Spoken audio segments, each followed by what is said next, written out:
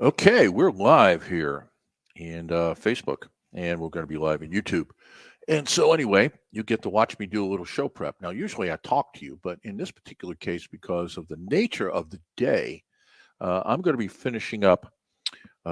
Finishing up. What am I finishing up? Oh, yeah, I'm finishing up my show notes. So here, uh, I'm going to talk as I type. So here is what we've done. I'm just doing the intro and some of the stuff to pull together. And so today it's a time to talk money. We're talking about how to build a consulting operation. Today is time to talk about money. Now, it's not going to talk about how to sell, but it's going to talk about how to have something to sell. So it's always the precursor. It helps if you have something to sell. And so today we're going to pull together with the concept of a value ladder. It's uh it's not an old concept. I mean, a new concept, been around probably about 5 years. And for that matter, one of the things about our industry that I always find bizarre, that's the word I want to use here, bizarre, is that what you constantly see is the same stuff rehashed time after time after time. And somebody comes along and they give it a new name and they go, "Oh, I got this new thing."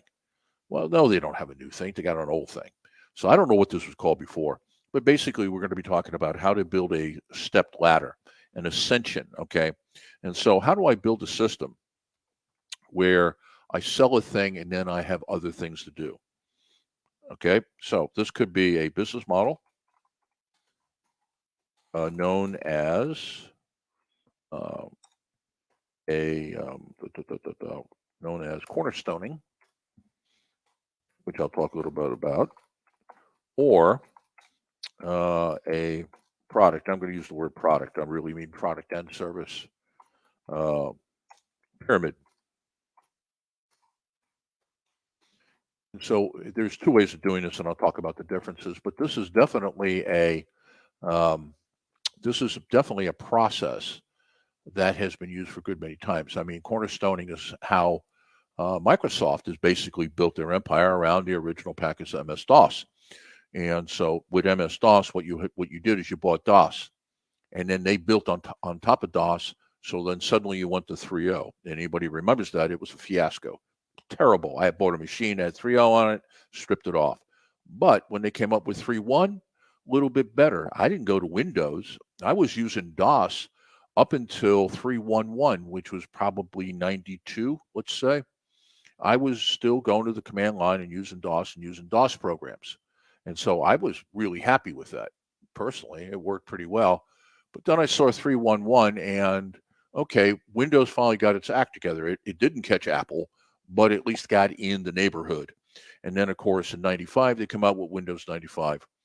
But cornerstoning is the model that Microsoft used up until I think they went to this new, I think the first one was Windows 7. Everything had at its kernel a Microsoft piece to it. So if you had Microsoft um, DOS, 3.1.1 went right on top of it. Now, if you didn't have Microsoft DOS, when you put 3.1.1 like I did, it installed it and I already had it. Well, when you put 95 on, 95 was built on those other programs. So cornerstoning is when you build on the programs and you're going in some progression. Product pyramid, on the other hand, is that you don't have to buy the lower orders or offers, but the offers are set up. Um, let me see here. How to create a consulting value ladder. All I need to say. The rest of it's all here. Okay, I'm going to post that. So now, if you're listening on Facebook and you're here a little bit early, here's what you need to do. You need to go to the website, ibgr.network. That's ibgr.network. When you get to the website, you'll come to the navigation there at the top of the page. You'll see notes, a little bit right of center, click notes, and it will come up. And I'm going to check that as we are now at about 4 minutes before game time. And by the way, this is typically how it goes. Most of my notes are written in advance, but they're not necessarily finished until right before game time. And I'll tell you why I do that. That's just a personal approach. And for me, as I learned many years ago when I started in this industry in training, what I recognized was I didn't pick up some of the stuff, so we're going to have to resave it. What I realized was I was writing my notes the night before, and then what would happen is that when I then got out and I was on the podium and training, I didn't do my notes because what happened is that I had a considerable change over time about what I want to say. And so now what I'm doing is I figuratively in my head write the notes, and then right before game time, I go ahead and say, okay, this is what we're going to cover. And when I was training, we didn't we didn't go in with a script. That was not allowed. A lesson plan was was a set of index cards because that's how well you had to know the material. But that's an inside baseball thing for those people that have worked in training. Okay. All right. So let's see what it looks like now. So if you did it, refresh. All right, there it is. It's got enough stuff there. I'll probably add a little bit to it, but the bulk of this is there. Okay. All right. So let's check our time. And we got 58. Okay, so what we're going to do today is we're going to take everything that we've done from shows 2 through shows 5. This is show 6 in the series. Excuse me a second. Shouldn't do that on the air, but I couldn't avoid it. Nothing like a little coffee. And really, it really is coffee. You can't drink and get on the air. And the reason you can't drink and get on the air is pretty simple. You start mumbling. What happens? You get too much saliva, and then it just gets difficult to talk. You can't pronounce words, and so. But what we're doing is we're taking shows 2 through 5. So what we did is we talked about consulting roles and the Hippocratic Oath. We did on the 13th of July. That was show 2, show 3, selecting your practice areas, which was pretty extensive. We did on 20 July. Show 4 was selecting your consulting model.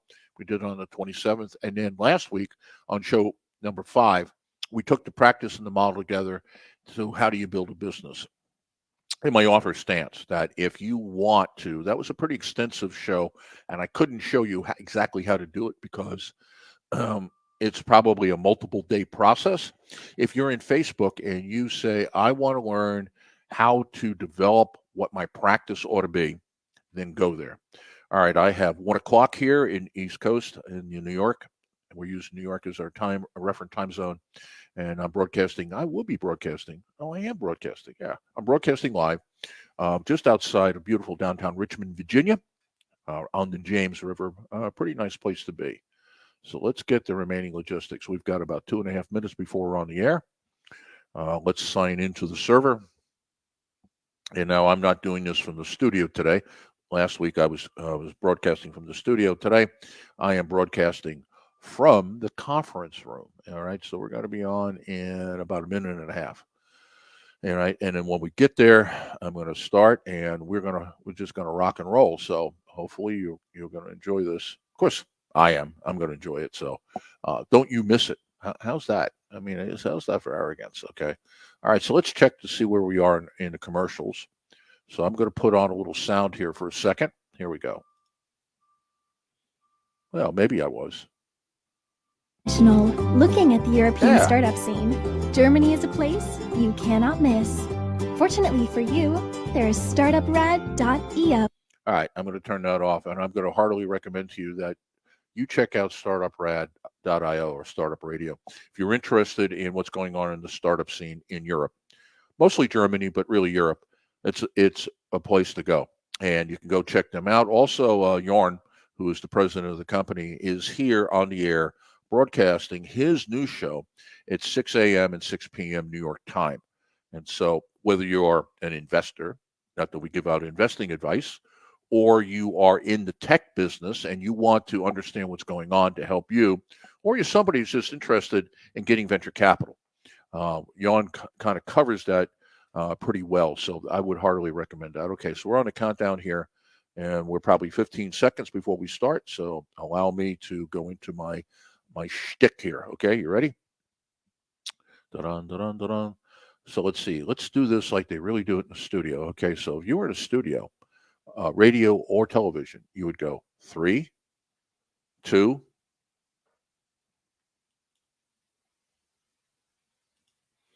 Good morning, good afternoon, or good evening, wherever this may find you. You are listening to IBGR, the International Business Growth Radio Network. My name is William Eastman. I am the host for today's show. So let's get rocking and rolling. First thing you need to do is you need to go to the website. So let me explain that to you. IBGR stands for the International Business Growth Radio. Now, that is our call sign, just like any other terrestrial radio station here in the United States. If you're on the East Coast, you get a W, meaning east of the Mississippi. If you're on the West Coast, you get a K, meaning west of the Mississippi, obviously. Well, all radio stations have 4 letters. Now, here's what I'm here to tell you is that the first letter signifies something, and the other 3 is an alphabet soup. Not with us. IBGR stands for International. We are currently heard in 177 countries. Who hears us? That's the BG, business growth. Business owners, entrepreneurs, people in the gig economy, self-employed, anybody who is writing their own payroll checks. In other words, you're paying yourself. We have built a network that provide you information on starting, growing, or exiting your business. That's what we do 24 hours a day, 7 days a week, and we're talking to other business owners and entrepreneurs. In fact, one of the taglines to the station is, this is a network of entrepreneurs for entrepreneurs. All right, so network is our name. It is also our URL. So ibgr.network. If you go there on the URL, it'll take you to our page. It's also our broadcast frequency, because the R of IBGR stands for radio. Even though we're an internet radio station, I'm here to tell you that we do not operate like internet radio. We operate like a terrestrial radio station, and we're just using the internet as a broadcast tower, as opposed to getting a license from somebody, kind of going, Mother May I? Well, no, I'm not really interested in playing the Mother May I game. All right, when you get there, you'll come to the navigation bar toward the top of the page. You'll see notes. Click that. And when you get into that section of notes, and there's about 2,200 pages in here. So hopefully what you're looking for is right here, but I'll tell you how to handle it if it's not. You want to open up CIB.06. Okay. Now, if in fact you get there and there's no CIB.06, something that says creating a consulting/improvement business, and today's show, that's the series. Today's show is monetizing your practice. Then right next to that, you're going to see new choice for business search. Put CIB.06, creating a consulting improvement business. Bingo, it's going to pop up. So for everybody out there listening to this replay, anybody listening to this as a podcast, and certainly our partners over at Startup Radio or StartupRad.io, that's how you can find it. And you need it, because we don't write, myself or anybody else, we don't write these for us. I know what I'm going to cover. I write these for you because I believe, and maybe it's just because how I learn, I can pick up a lot with audio, but if you want me to pick something up and you really want me to understand it, put it in front of my eyeballs. So that's what we're doing here. Okay, so it's time to talk money. Today we're going to pull everything together with the concept of a value ladder. So if I do a quick review of what happened, and those people listening on Facebook, I apologize for this 30-second detour because we just did this. Our first show, CIB01, I gave you an overview of the season. Show 2 is we talked about what are potentially the consulting roles and a Hippocratic oath like doctors have about what you have to do as a consultant. Number 3, show 3, which we did on 20 July, is how do you select a practice area? And we talked about the major practice areas that are out there based upon a quality research report that's been going on for 30 years of my life. I don't pay for it anymore. I get it free from some friends of mine. So I'm not going to tell you what the report is, but what it does, it talks about the state of the consulting industry, but it also talks about the general practice areas. And we talked about 6 practice areas there. And I'd heartily recommend you take a look at that one. Then we talked about, okay, now I know the practice areas, which is the what I'm going to provide. All right, so now I got to get into the how. And what we did is in show 4 on the 27th of July, we talked about how to select the model. What's the how of what you're going to do? And then last week, show 5, we put them together as best we could in an hour. And I'm going to make this offer to everybody. And you can get this offer, one, by going to Facebook or to LinkedIn.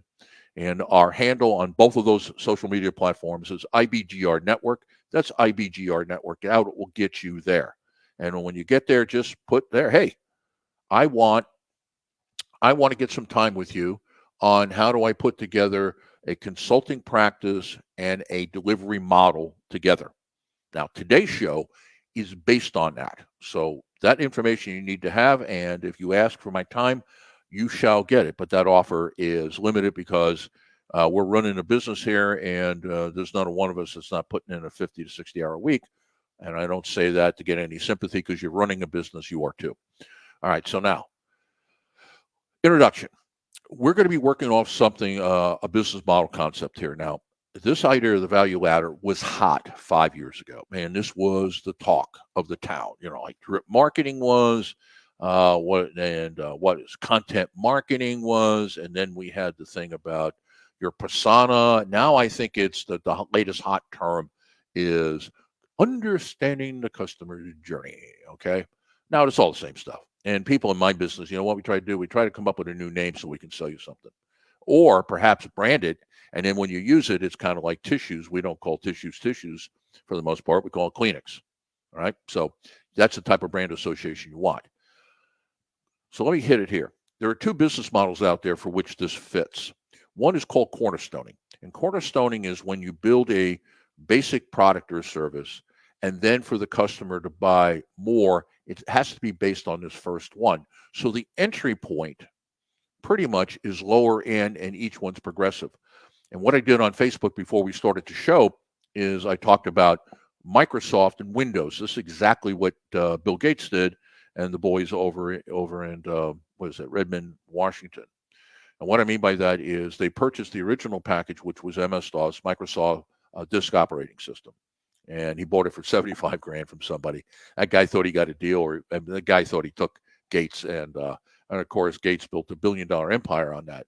So when you started, and I believe the first version I had was 4 dot something, and it got all the way to 5.22. Well, I experimented with Windows 3.0. Now, Windows 3.0 is built on the Microsoft platform, on the MS-DOS, okay, cornerstoning. And 3.0 sucked. It was terrible. So I took it off my machine. They came out with 3.1. I installed it on my machine. I didn't use it, but I hadn't taken it off yet. Then they came up with 3.1.1 for groups, and they finally fixed it enough that it wasn't as good as the Apple operating system, but it was usable. Well, after they left 3.1.1, what did they do? They went to Windows 95. Windows 95 was built on what? MS-DOS. Windows 98, what was it built on? Windows 95. So you can see that Microsoft probably took it. I think Windows 2000 was when they began the departure away from it. That's how long ago it was. So, but that's a cornerstoning model where you start with a basic kernel of something, if I can use software terminology, and that everything else that you provide to the customer builds upon that. That is not the model we're talking today, but that's one that's very similar. The one that we're going to be talking about is the product pyramid, where what you do is you build a pyramid, a stepped ladder that you have an entry-level offer, and then you progressively go up as the customer, okay, until you get to the pinnacle. And so that's the approach that we're going to be taking here. Now, it has some real benefits to it, but let me just talk about here on our objective. I want you to leave this with the ability to create your own value ladder. And I provided an example and a series of questions. It is our value ladder, and it isn't. And what the part is that it is the macro version of it. But because of the way that the table works on this webpage, I cannot put in the whole thing. You'll never be able to read it. Okay, it would be so fine because the number of columns and rows in there are too many. But you're going to get the idea behind this. So how do you do this? Because what I'm going to say to you is this.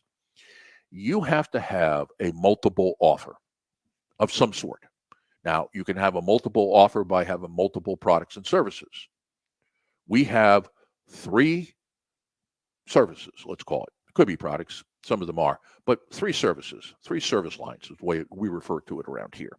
All right. And then we have 4 levels. Now, I'm going to be talking about 3 as the way to go. So one of the levels is your teaser, your free. And understand, if you follow me, you know that when I hear the word free, I think immoral because it devalues what you do. However, you do need stuff to give away to people. All right. And so what you can see here is that if you've got 3 different product lines or service lines and you have 3 or 4 levels, then you have anywhere from 9 to 12 things to sell. In our case, we have 9. The teaser stuff is giveaways. Now, if you do that, why would you do that? Well, number one is it gives you the opportunity to tailor what you do to your customers. If you basically are just selling, well, I'm a consultant and I do X, I'm an HR consultant. Well, that's not going to take you a whole long way because HR consultant on what? What do you do? How do we work with you? So if you're an HR consultant, and we go back to the practice areas, and you're going to be an HR consultant in compliance, and that has, I think, like 5 subdomains in it. Okay, so now what are the products or services that I'm going to offer into those subdomains? And how am I going to piece it together? All right, so except the fact, and I'm doing just a quick review of some of the other shows, except the fact that if you were from the large corporate consulting community and you got used to selling time, which is what we did, and the game was pretty simple. You sold brains and you managed time. That was how it worked. Okay. And that had very good money for the company and it had very good money for the consultant. Well, we've moved away from that particular world, especially if your target is not the large corporations, but the smaller ones, the small businesses. What is it? The SMB, small and mid-sized businesses. If you're there, and that's who I'm talking to because I'm helping you build a consulting firm predominantly there. Now, you can take what I'm covering and you can go after large corporate accounts just as easily. But I'm focused on the small business because you have a pricing problem. You know, you're working with a major corporation, General Motors, which was on my list, or IBM was on my list. You know, I could charge, or I could charge for other people, depending upon what role I had at the moment. I could charge anywhere from $2,500 to $4,000 a day, and they'll pay it. And the reason they'll pay it is if the person you're putting in there is of value. In other words, they really know what they're doing, and the problems that those companies face are multi-million-dollar problems. You can make it go away. I'll pay $4,000 a day for that. But now, when we're talking to business owners and smaller companies, you get thrown out of the office. He said, "What is it going to cost me?" "Oh, $4,000. Oh, for the whole thing? Oh, no, that's a day. Leave. You're out of here." Okay, because number one, they don't have the money. Number two is, you know what? I wouldn't pay you anyway. So what you need to do is you need to turn your consulting practice into an asset-based consulting practice. And in fact, that's what we talked about in show 2 and show 4.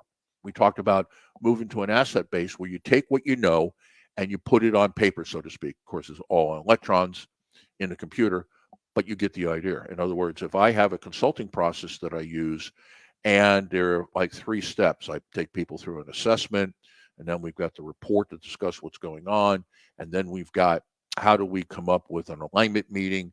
Each one of those individually could be a product or a service that you could offer.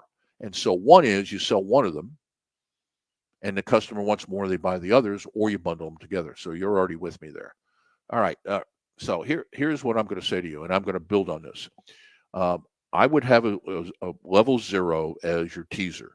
All right, but we're not going to get serious about that. You just need to know what you're going to use to tease people to continue the sales process. Whether you use it to get the sales call, or this is the follow up for the sales call. Typically, I use them as the follow up for the sales call, or I use them as a promotional device. But you've got level 1, level 2, and level 3 to your offer. Okay, and so here's the basic that we're going to work from.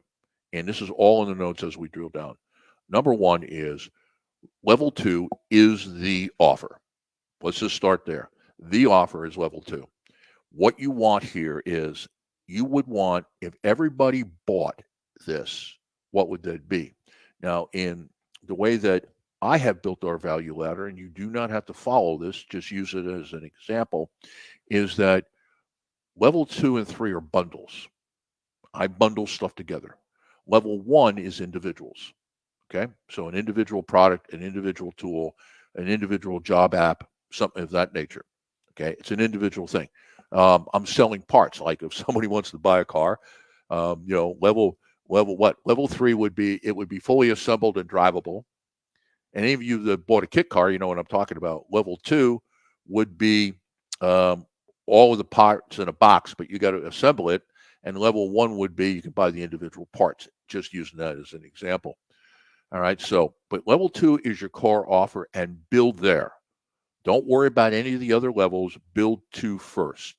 Then we'll go up and down and work on the others. By the way, you build 2 first and you build a teaser last. Okay. So, as we talked about, bundle based on your value ladder. Okay. And so you're building an asset based consulting firm so that what you can do is you can have products that you can sell, things that the customer are DIY. Because in the consulting process, there are a lot of things that don't require your expertise. I know that's hard to believe, but there are things that you can DIY. And so do it yourself is a great place to go. And of course, do it yourself is your foot in the door. All right. So now let's talk about another concept here, and that is automate non-personal functions. So one of the ways you can look at this is if I map the process, and this is the way that I did it for the consulting business when we moved from a subject matter expert base to an asset base. We mapped the entire process of consulting from beginning to end.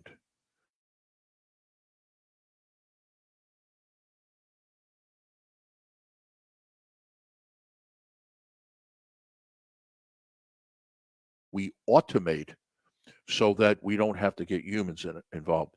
And the reason for that is time. See, time is a finite property. Let me play a game with you. And I do this a lot.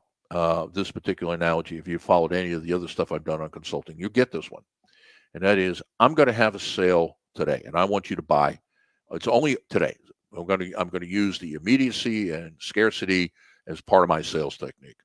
I want you to buy last week. And so what I'm going to do is I'm going to offer you 50% off on last week. Now, how many of you thinking I've lost my mind? And the answer is, yeah, in this case, I have. But it brings the point is that time, once it's gone, is gone.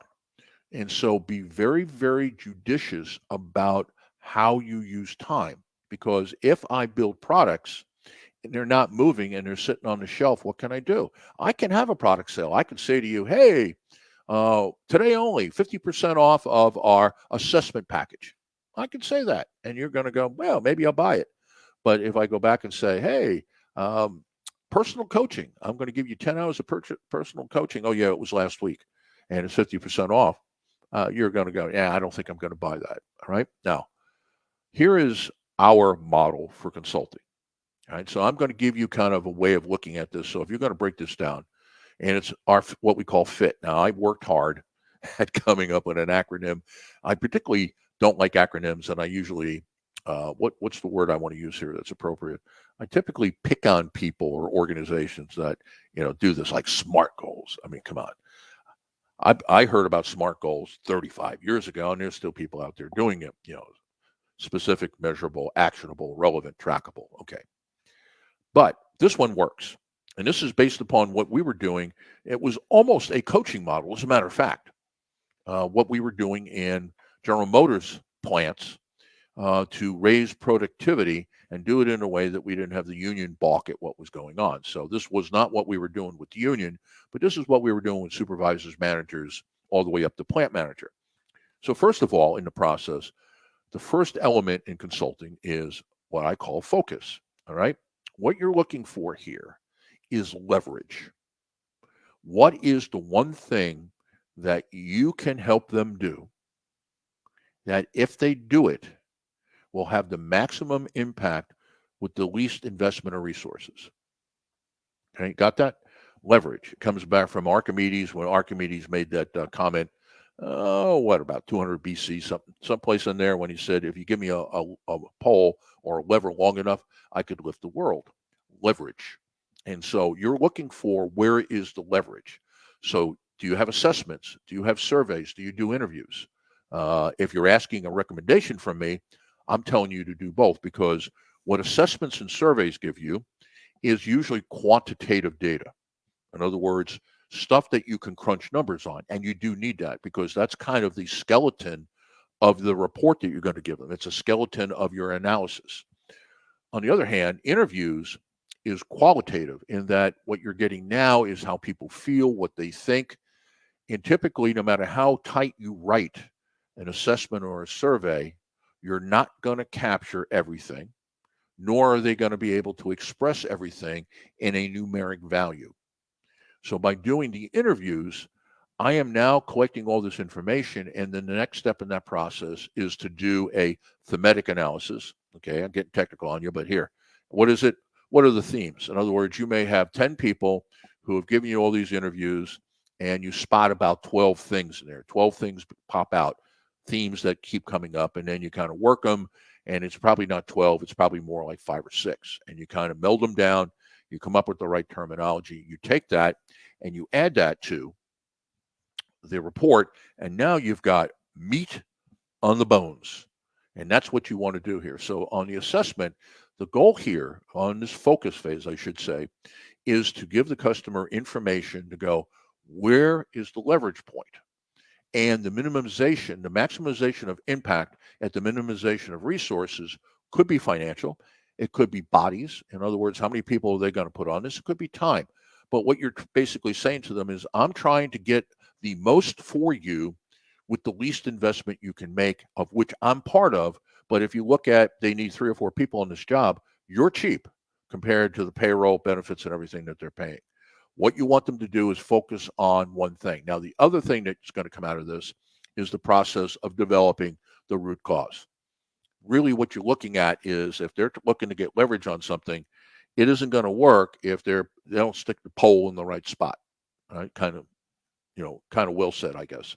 And so between all of that, what we come out of the focus piece is with a clear picture of today, as accurate as we can get it, with the identification of root cause as close as we can get to it, and that's where we're going to stick the pole. Now, improve, the next phase here is where your training, coaching, and consulting comes in, where you basically are helping them close the gap. Now, again, you could do a lot of platform work, like with the assessments and surveys, even the interviews. Now, the assessments and surveys, you can do all that electronically. Interviews, yeah, you might need to show up at the plant, but you could probably also do this now using virtual technology. But that doesn't have to have all of a service component to it in terms of time expended. Improve is the same way, is that I can be using platforms to train, coach, and consult all the time. But what you're doing is you say, if this is the root cause, then what are we going to do? What is our plan of attack to close the gap between where we are and where we need to be on that point? And then as you're going through this, the last part of this is track. Now, tracking is going to be going on the whole time, because as we're making progress, what do I want to do? I want to know whether we're off track or on track so I can give them feedback. But also at the end of this comes a report where we look at what we invested versus what we got. So that's the process that we use. So when I break down consulting, I put it through those phases and say, okay, now we could sell a focus piece. There's a service there on helping people identify root cause and leverage points. Done. We don't have to do any more if we don't want to. We can have an improvement piece where we say, okay, here are the 5 common problems that you have would go into lean manufacturing. 1, 2, 3, 4, 5. We know their problem falls in one of those, and we got a package there that we can sell. Or we can show them how to track project metrics and do that type of training. Or I can bundle this together, and I can bundle this together to say, we'll take one leverage point, and that's what we'll do. Or I can bundle this to say, we'll take a leverage point and we'll train your people to do it the next time. Well, I just gave you 5 different offers to my value ladder right there off the cuff. Of course, now I've done this before, so I guess that would be. I think, yeah, I got the rest of that. So like, what can't you do? Okay. All right. So the only thing I'd recommend here on the consulting side, so this is a kind of a consulting piece before we get into all of the goodies down here, is that I really recommend that you do the interviews in person, if at all possible, because there is something about walking the property that will give you what you need. There's a certain amount of ambiance to a work setting. All companies have a pulse. All companies have a frequency. All companies have a hum. What is it? And you're not going to get this any other way. All right, what do you need to do? Now, this is going to get us into the bulk of where we're going. Now that I laid it out for consulting, okay, so that was consulting, or you could say coaching, training, focus, coaching and consulting, really. Now, what you need to do is I don't care what you're selling. This applies to everything. This is generic. I am going to stay in the consulting and coaching role here, but that's where I'm at. Now, before I go out, and I think I got like what? Let's pull up the Mickey Mouse clock. I have 2 minutes. So if you scroll all the way down past the table, which we will talk about, down to the very bottom, the world of business at your fingertips. Okay. If you want any of these materials, if you want any help or support from me on these materials, this is the easiest way to get this done. And that is one, go to our Facebook group, which is, well, you're there. I mean, you're on our business page, which is IBGR Network without the decimal point or period. If you're a LinkedIn person, it's the same thing. Go there. We have groups. We have the IBGR Growth Community at LinkedIn. Join that group. They're private groups, or you can join the Facebook group, which is Build Your Business Today. And then the last thing I want to say is the mobile app. I'll come back to this when we come back from the break. But on the mobile app, what I want to say to you here is that imagine you had all the resources of the IBGR network, all of the hosts, all the intellectual property, almost a millennium in experience. For those people out there, we're close to 1,000 years of business experience. Everybody on the air here is a serial entrepreneur. You want immediate access to us or it in terms of the information and materials, download our app. And each one of those are a link that you see on the page, but quite easily, what you can do is you go to ibgr.app, and we have a button to take you to Apple, the Apple Store, or one to take you to Google Play, or just pull it up on your mobile device. Just look for IBGR or Business Growth Radio. There's the app. It's free, access to everything. And the thing I love about this, and I love the alliteration. This is even better than coming up with the stupid ass SMART goals. Let's try this one. Solutions on demand in the palm of your hand. How's that for alliteration? I should be a Baptist minister. Okay, with that, we will be right back. I need to take a break. So you're listening to IBGR, the International Business Growth Radio Network. My name is William Eastman. I am host for today's show. And this show is, or podcast, CIB.06, Creating a Consulting Improvement Business. That's the series. And this show is Monetizing Your Practice. And we'll be right back. All right. So for all the people out there who are watching on Facebook, that's what a 30-minute show looks like. Now, this will go to our podcasting platform. I have a podcast there. So if you go to we're changing stuff. So here, I hate to say this to you, I actually have to look at where the hell is my stuff. All right. So if you go to our Facebook page, our internet page, ibgr.network, and you go to the network, and you go to us, and you go to North America, you'll see my name. Okay, so the network, us, North America, and you go to my name, and then what will happen there? When you get there, hopefully it doesn't start playing radio. I think it will, though. It's automatic. What you have is a list of every one of my. It's not going to be. Oh, there. See, I told you. By the way, that's what's playing. And what you have here is all of my podcasts. So if you want to get more of that material, you can do that. The other option you have is you can search out if you go back to the home page, you can search out our show notes and get access to everything we have. Okay. So business owners and entrepreneurs around the world who are doing show and podcast. All right. I hate that automatic radio stuff, but you know why we do the automatic radio? This is most bizarre, but I got to tell you this. You're not going to believe it. There is a radio button, listen live, on every page. And I've had comments from people going, how do I listen to your show? I'm like, okay. And so you could make some snide comments about that, but I'm not going to do that. Well, I'm simply going to say to you, okay, I get it. So it automatically loads. All right, we're getting down to it. I think I got like 20 seconds left. So we'll do the old routine here, like if we were at the radio station and you are in front of the microphone and I'm behind the glass and I'm the studio engineer. And what would I be doing? I would be doing this. Yes. Notice I won't use that finger. I'll be going 3, 2.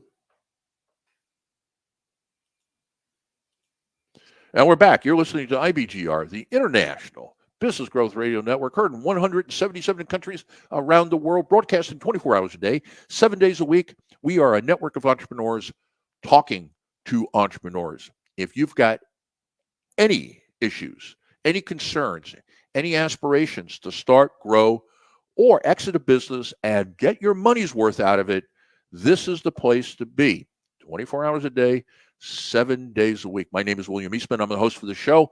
And this series is something that I'm doing for my colleagues out there who are in the consulting business. As a matter of fact, my focus on this is how do you start? If you want to get into the consulting business, I'm giving you the step-by-step how you get it done. How do you build a consulting firm? I've built several consulting firms. I've had one or two not do well, so I have that experience. And I've had a couple that do exceedingly well. The one I'm most proud of is not the one where we went from 3 to 46 million as partnering with another company, because they get credit for some of that. The one I'm most proud of is where we went from 0 to 10 million, 9.8 really, but we'll round it to 10. Who cares? Million, 100,000 here, 100,000 there. 0 to 10 million. I'm cracking myself up. You can't be doing that on the air. But 0 to 10 in 3 years. 0, no money on day one, no money, no clients. And we grew it to $10 million. And now here is even the better achievement of all the things that I've achieved in business. This is the one. Our gross margin fluctuated between 47 and 43% in a service-based industry. The industry average is someplace between 25 and 30, and we were doing it between 40 and 47. Okay, 43 to 47 was the range. That's a stunt. You know how we did it? You're listening to it right here. This whole series is how we did it. And right now, I'm giving you kind of the inside track of how we pulled this off. So for those of you listening to this, this is part 2. Now, you need to go to the website. If you're not there, got to get there. And that's ibgr.network. When you get to the website, you'll see notes on the navigation bar. Click it. And then when you get to that page, if you're listening live, you'll know that because there are 2,200 pages of show notes. There are a lot of people coming up today, who are going to be on the air. And you'll see right there on that page, CIB.06, creating a consulting or improvement business. That's a CIB. I really wanted to call this creating an improvement business, but I didn't want people going, well, I thought we were going to learn how to put in a new bathroom. Okay. I don't friggin' know how to put in a new bathroom, nor do I care how to put in a new bathroom. Now, if you're talking about how to rebuild an Alfa Romeo 2000cc engine with Spica mechanical fuel injection, we have a conversation. But if you're talking about a house, leave me out, all right? And that's why I live in a tent.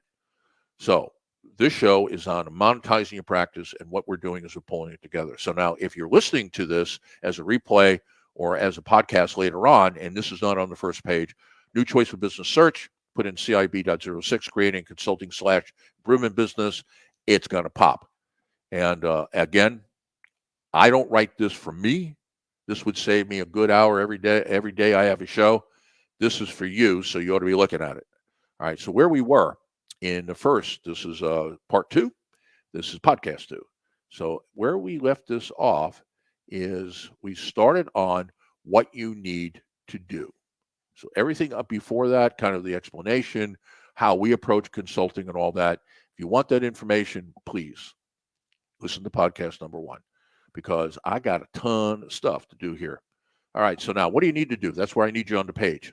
All right, so some of this is a review, some of this is new. Now, I think on the first couple, 1 through 3, we talked about in shows 2 and 3, okay, and 4. So we talked about them there. So 1 is make a list of everything you know. So let's start from scratch. You've been working as a consultant with other people. You've been selling nothing but your time. All right, so let's sit down and let's make a list of everything you know. Right? Just brainstorm it out, everything you got. Now, once you're done with that, organize the list into potential products and services. And I'm going to heavily lean on you, productize, unless you can't. Now, I could put in there automate, but we're not going to have a conversation about automation. This is about a value ladder. Okay. Once you've done that, number three is refine and finalize the product and service list. What you don't want is 3,000 things on the menu. Right? You're going to have 3 or 4 apps, or starters. You're going to have 3 or 4 salads or soups. You're going to have 3 or 4 entrees, 3 or 4 desserts. Done. Right? That customers actually like that better, because one of the things I think when I go into a restaurant that's got 20 entrees and it's got fish and it's got pork and it's got beef and it's got lamb and is can they cook all this well? Whereas, and typically in a restaurant like that, what do I buy? The chef special, unless I don't like exactly what they prepared. Why? Because they actually made it today, and it's the chef special. Guess what? The chef likes making it. Well, here, what I want to do is the same thing. You're the chef. What is it that you would really like to do for your customers? And hold that in mind, because we're going to go to it. All right. Now, number 4, create a spreadsheet or a table. I recommend a spreadsheet because at some point you're going to start putting in numbers and tables. You got to get out a calculator. The spreadsheet, you can get the numbers to compute. All right. And so you want to lay that out. Then label, it says roles. That should say rows. I'll fix that here in a second. Number 5, label your columns by level and choose delivery method. There is more to this. Let's keep it simple. You get the idea. Now, here's the deal. All your products and services, you're going to line in rows. They're going to go from left to right. All of your bundling offers, how you're going to assemble it, are all in columns, okay? And that goes up and down. And so once I arrange the spreadsheet that way, it gives me the ability to begin to think through what you have. Now, what I put on here on the list that I'm giving you is rudimentary, as I said in the first podcast, because there's no way I could list our offer and get it on this page. So that's what you're dealing with here. All right, so now let's go down to number 6. Complete the spreadsheet or table. Now, I said it earlier. Let's go here. Build level 2 first and make it a bundle. In other words, this is your sweet spot for the sweet spot. Now, if you're a baseball player, visualize this. If you're a baseball player, as I was and I played through college, is that the size of the sweet spot on a baseball bat is if you put 2 fingers together, and people watching on Facebook, 2 fingers together, okay, like that. And the sweet spot on a baseball is this big. So what I want to do is if I want to be an effective hitter, I have to match sweet spot to sweet spot. What we're talking about here is your sweet spot is your target audience. Who is the absolute perfect customer for you? And then, therefore, given what you know and what you can do and what you can deliver, what is the perfect offer for them? And that is your core offer. And that is number 2. And you build it first. You absolutely build this one first, because I'm going to be talking about a rule that I use called the 60-80 rule, not the 80-20. That rule applies, the Pareto principle. But the 60-80 is the rule of gross margin and percentage of sales. We'll get to that in a second. Once you've built level 2 and you've gone across all the table, and if you want to scroll down while I'm talking, you can see what I built. Then number 3, the second step here, is you want to go to level 3 or whatever the top offer is. And you want to basically build that. Now, that is the primo. That is everything. That's the kitchen sink. That's everything that you want. Or I should say everything you absolutely could do. There's nothing more that you are capable of doing. Level 2 probably doesn't contain all of that. Now you want to build level 1, okay? And the way that I have done this for years, and it works the best for me, you choose how you want to do this, is I make level 1 a singular product or service, where level 2 and 3 are bundles. And now, if you think about the ease of that, is level 1 is all the stuff just laid out. Level 2 is I've assembled those pieces based upon what I think the customer wants. And level 3 is I've assembled all the pieces. Okay. So that's it. And then level 0 is your teaser. Do that one last. And now the goal of the teaser is, what can I give the customer as part of the sales process, as part of marketing collateral, that will get them in the door? It's not necessarily that the teaser is to get them to level 1 and then I'm going to work my way up. You don't have as an objective, I'm going to start everybody at level 1 and then I'm going to work them to level 2. That's not the case. Everybody's going to be different for what they want to buy, when they want to buy it, what they want to pay. So the levels give them options. The teaser is simply to get them in the game so they're making one of those choices. All right. So now some questions to ask yourself. Let's get a little bit more what would I say here? Discreet, but I'm talking about fine here. I'm going from macro to micro. All right. So first question you want to ask yourself after you built level 2. Can you sell level 2? Yes or no? Now, what's the qualifications on it? If you were talking about selling 1 unit a year, I'm sure I don't care what you put in there, you probably could sell it. Here is now the metrics you want to use. Can you sell your core with a 60% gross margin and sell enough of it that it makes up 80% of your sales? The 60-80 rule. Let me stop and talk about those numbers. 60% gross margin. I heartily recommend that if you're start from scratch on pricing and you're building something for a customer, start with the mindset that I want a 60% margin on that. Now, when I say gross margin, it's kind of collective. So let's just stick with the word margin. I want to produce my level 2 that if we sell it at the unit price or at the pricing that we currently have, that it has a margin of 60%. You see, now, all of you business owners out there know. Now, somebody's going, wow, you mean I take 60 cents home out of the dollar home? No, you don't. Because you still got overhead, you still got fixed costs, still got other things to pay.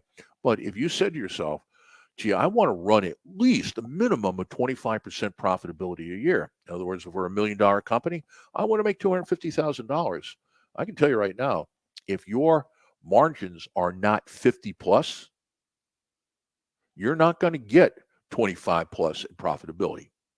Now, you could be the exception. There are industries out there where that's possible. I'm just telling you, after 4 decades, this is what I've seen. The second I look at the gross margin, I can almost predict what their profitability is at the end of the year.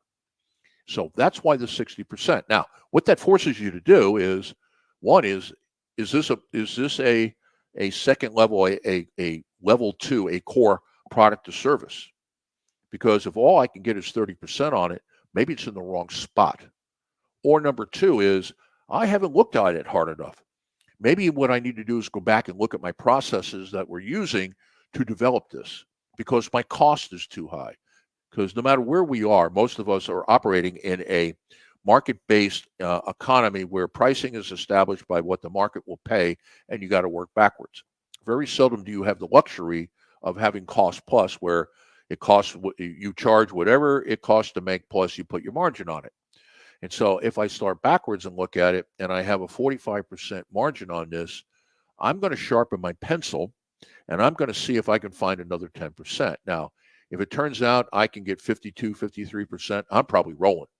Okay. 60 is my target. But if I can get over 50, I'm probably rolling. If it's in the top 40s, maybe. If it's in the low 40s, probably not. If it's in the 30s, no. Not going to do it. Now, I'm not going to make it as my core offer. I am not going to try to drive 80% of my sales there either. Okay. Now, well, I'll let that go. We'll talk about that later. So that is the one question.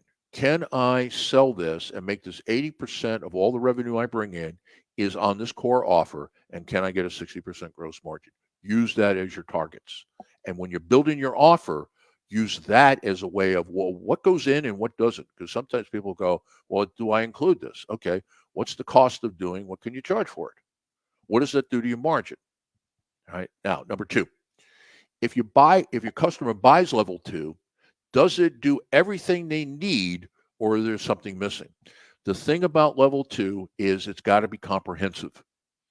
If you're selling consulting services, what you don't want to do halfway down down the road with this client is try to upsell them to level 3 because you can't finish the project for what they bought. If they buy level 2, it's got to do the deal, right? Level 3 has got other stuff in it. Level 1, now if they buy level 1, In the sales process, you're going to say, okay, I'll tell you what, let's do it this way. Let's start here at this level here. Now, when we get to this point, we're going to have to make some decisions. So I'll do your deal. One is you can buy these individual services, which will drive the price up more than when we get there. I'll prorate level 2 for you.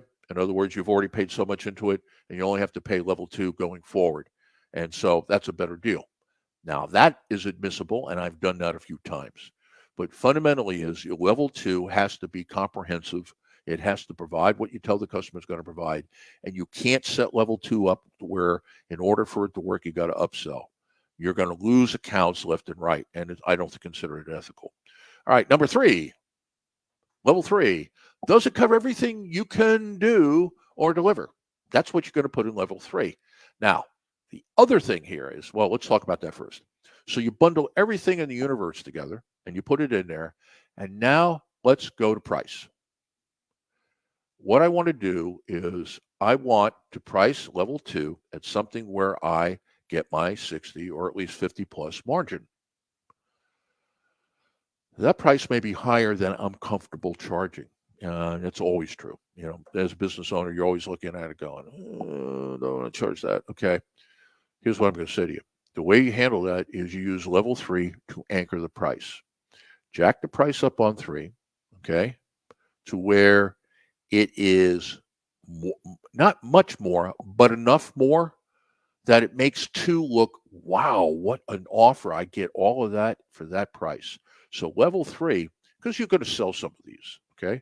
So what level 3 could do is it anchors the pricing at level 1. And when we come back to the sales mix, I'll hit you with this. All right. And then finally, number 4 is level 1 enough to meet expectations with 1% more than they expected. What you want to do with this is even if they're buying the bargain basement approach, they're buying your minimum product or service or offer, you want to still excite them. Why? Because I want to upsell them. See, the deal here is that if they're in level 2, am I really trying to upsell them? Probably not, because what they're getting is the entire offer. Now, am I trying to sell them something else when the project's over? Of course I am. But during a project, I'm not. With level 1, on the other hand, level 1 is an upsell. And so what I want to make sure is I set some expectations on this minimum offer, and I make sure that not only do I meet what expectations I created in the sales process, but I put just a tinge more in there, just 1% more, and I positively delight them with that and go, wow, I didn't think I got that. And you can say, well, I gave you a little taste of what we're doing up at 2. Okay, something like that. But if you do that for level 1, they're going to love your offer. And number 2 is going to give you the opportunity to upsell. Because again, level 1 is usually not a bundle, or if it's a bare bones bundle, but usually it is they're buying individual products and services. All right, now the last thing on pricing for level 1 is, can you break even? In other words, if you sold 100% of all your sales was level 1, have you at least paid all your bills? Last thing to say here, it's not on here. It would be a number 6 if I put it up there, and that is, if you look at this, my objective with this is me talking now, is that I would sell 15% of all my sales would be level 1, 80% of all my sales would be level 2, and 5% of my sales would be level 3. Now, who knows once you get started how it goes, but you may require that you manipulate the offer. It may require that you manipulate the price. It may require that you look for more automation in your system to take out cost. But this will start you hard and start you fast. Now, let me tell you what we're doing here. So this is almost like an advertisement here for IBGR. We basically have 3 service lines, 3 things we sell here. We have host. You get a spot like me. You have advertisers. We have a few advertisers on here, but we haven't gone after that aggressively yet for a number of reasons. And then you have members. And that is, what if you want more than listening and you would like to get access to the tools? Well, that would start in either a Facebook group or a LinkedIn group, but we have our own platform where we can help you grow your company. All right. So those are our 3 offers. So let's see what we did here. Our level 0, our teaser, okay, is we encounter somebody that we think would make a great host, what do I offer them in the sales process? Oh, you ought to be on an interview. Come on, I got a show here. Let me tell you what shows I got going on, and let me bring you in as an interviewee. And we're batting about 50% on that because they get to do it. And there's some magic about being live on the air. I can't tell you exactly what it is, except it's there. All right. And then if you take a look at what we did at level 1, is that you get a weekend podcast. You give us a recording. We'll give you a time clock. You tell us what's in it, and we'll run it on the weekends. Level 2, the one that we looking to sell the most of, and that's you get a variable spot. Okay.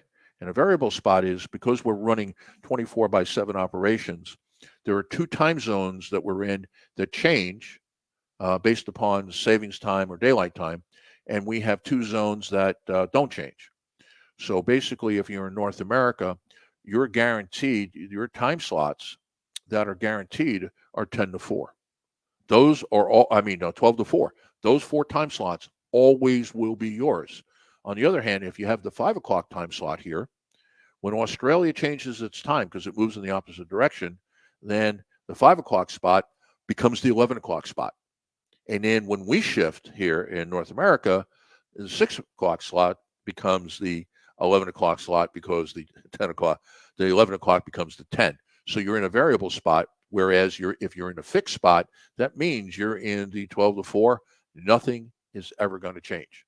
Now, the media, if it's a podcast, it's a recording, then it's live. And advertisers, you can see what we're doing with advertisers. So I'm not going to take you through the whole offer, but I thought I would demonstrate. And of course, there's so much here in each one of these I couldn't put in. But for example, I've got an advertiser that I would like to have, and so it's brand building.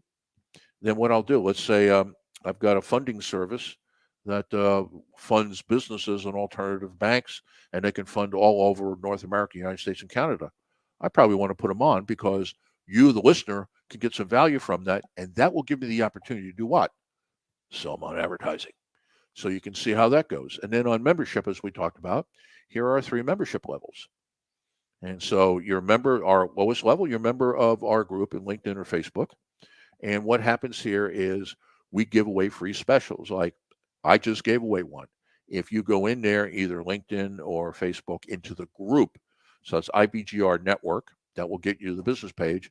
And then on the LinkedIn side is the IBGR Growth Community. And then on the Facebook side, it's Build Your Business Today. You get in. I'll give you help if you want to grow your consulting firm. So you just got an hour of consulting from me. And back in the day when I charged pretty heavy for this.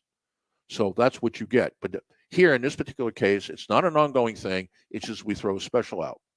Whereas at the minimum level, you get access to tools of the show. Every show that they're talking about tools, you get access to it. You get on our platform, you get access to it, and it's $100 a year. What a deal. On the other hand, if you want access to the entire suite, because no way I can talk about everything, then you take the next offer, and then finally, you take what is called the fractional executive, where now we're spending really concentrated time with you, and that is $6,000 a year. And in fact, we're running our first incubator. So how we deliver this? Social media, the IBGR platform, and our incubator and accelerators are where we're doing this. Okay. So that's just an example of how to do it. But I heartily recommend, and I don't care if you're not in the consulting business or the coaching business, I don't care what you're doing, pyramiding or building a value ladder of your offer is a bright move. It gives you an opportunity to multiply your sales by having the ability to upsell. And all of you have heard me say it many times, is that it costs you 5 times as much to acquire a new account as it does to sell to an existing account. So even on your low margin stuff that you sell to new customers, it's not a bad margin when you sell it to existing customers. All right, the last thing, the world at your fingertips. We talked about it before the break. I'm going to come back to it. You need to be following us on Facebook or LinkedIn. Got it? Period. Do it. IBGR Network, either one. When you get there, join the groups. You know what's there for you because you can see that's part of our level 0 offer. And I just made you an offer that you can get some consulting expertise from me on building your consulting company. Now, the mobile app is just cool, and we're constantly upgrading it, and it's in its third generation right now. But fundamentally, is everything that we do, everything that we have, you can get from your mobile device. As I said before, the alliteration is perfect. Solutions on demand in the palm of your hand. So if you click that link, it'll take you there to our website, ibgr.app, or you can go to your Apple store and ask for IBGR or Business Growth Network. You'll get it, or you can go to Google Play and do the same thing, IBGR or Business Growth. So I want to say to you, I greatly appreciate you listening, and allowing me to riff. This is a topic that I have done for a long time, and though well, I was going to say to you, I'm out of the consulting business, but really we're not, because what is IBGR? IBGR is a consulting and coaching company. Think about it. We're just using radio as a medium to get information out to you. And then we've set up a platform, and that platform, what our thought process on that platform is this. We are what the Chamber of Commerce isn't, never was, and never will be. If you are under $5 million and under 50 employees and you're trying to grow this thing, or you've got this dream and you're trying to start it, or you've been doing it for a while and you're concerned whether or not you're going to get your true value out of the company, why are you anyplace else? Because nobody else, and I know this to be true, this is not hyperbole. This is not me being blind to competitors, because I know who's out there and who we're competing with. Nobody's assembled what we got. Nobody's assembled what we got. And on top of it, we got our own news bureau, and we're growing, and we'll have incubators ongoing, which is for pre-startup or when you first open your doors. And then once we get our incubator out of running, not out of the way, but running in September, look for next season, October through December. We'll have a first accelerator where your thing is, all right, we're doing all right, but the company is not earning what it ought to be earning. All right. So with that, I greatly appreciate you listening. You've been listening to the IBGR Network. My name is William Eastman. I'm the host of the show. This is CIB.06. The series is Creating Consulting or Improvement Practice, and today's show is Monetizing Your Business. Absolutely go nowhere. There is no better programming on planet Earth. I'll say it again. There's no better programming on planet Earth than the IBGR Network. It's here for you to take. Ciao.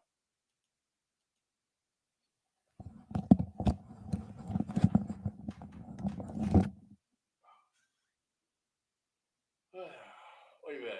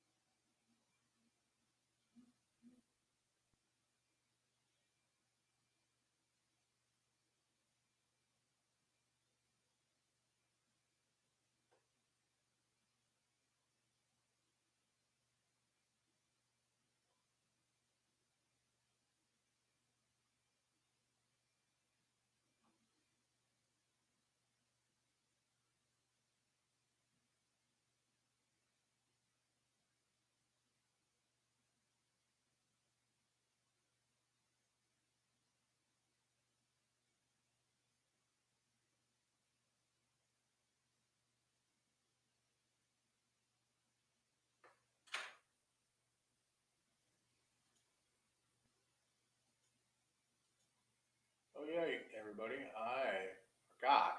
I let this run for 9 minutes. I'm sorry.